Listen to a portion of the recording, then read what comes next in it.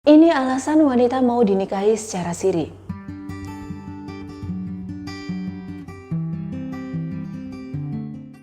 Assalamualaikum warahmatullahi wabarakatuh. Jumpa lagi dengan saya Diva Aura di channel YouTube saya Diva Aura Rumah Tangga. Saya selalu penasaran dengan wanita-wanita yang mau secara sukarela dinikahi secara siri.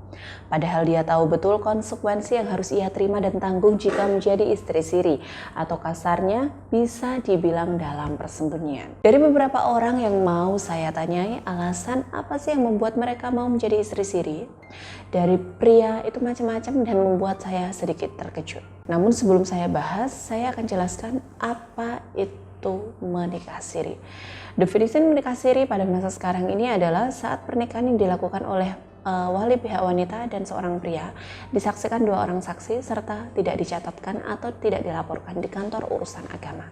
Lantas, apa yang menyebabkan para wanita di sana mau menikah secara siri? Yuk kita bahas. Inilah alasan wanita mau dinikahi secara siri. Yang pertama adalah ada yang mengatakan karena sidang perceraian seorang wanita ini dengan mantan suaminya sudah selesai, namun akta pernikahannya belum keluar. Tapi karena sudah kebelet menikah dengan yang baru dan tidak ingin pernikahannya terekspos, maka dia memutuskan untuk menikah secara siri. Dari alasan ini, Anda pasti tahu kan apa tujuan tersirat yang tidak bisa saya sampaikan mengingat etika kesopanan? Yang kedua, ada yang beralasan dia memutuskan untuk menikah siri karena trauma dengan pernikahan sebelumnya. Pernikahan resmi yang terpaksa bercerai karena sesuatu hal dan akhirnya menjadi konsumsi banyak pihak tentang berita perceraiannya. Lalu saya tanya, lantas kalau menikah siri dan kalian bercerai apa bedanya?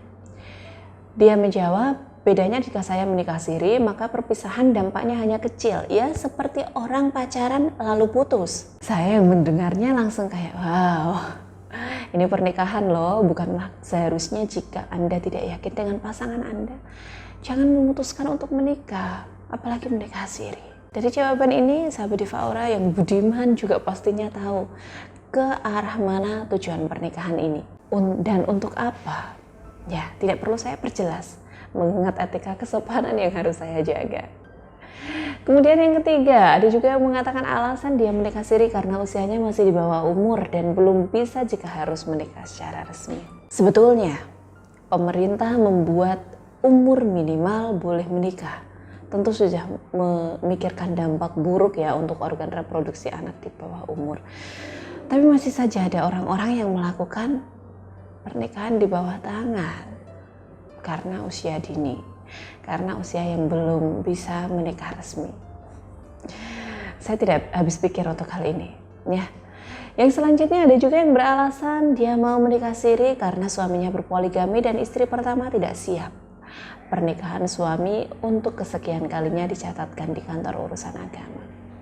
Alasan kelima, ini yang paling banyak, mereka bersedia dinikahi siri karena jika status mereka sebagai istri, hidup mereka akan terjamin, nafkah, rumah dikasih, uang untuk membiayai gaya hidup pun lancar, itu kata mereka. Namun, bukankah harusnya ada kekhawatiran jika suami sirinya tidak mencintai dia lagi? Maka dia akan dengan mudahnya ditinggalkan begitu saja, tidak punya hak konstitusi karena pernikahannya tidak dicatat dan tidak diakui oleh negara.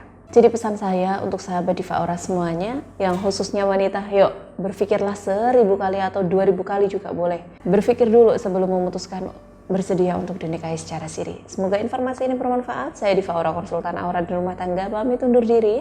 Dan jika Anda ingin konsultasi tentang aura atau tentang masalah rumah tangga Anda secara spiritual, silakan hubungi saya di 082242102999. Terima kasih, semoga berkah. Wassalamualaikum warahmatullahi wabarakatuh.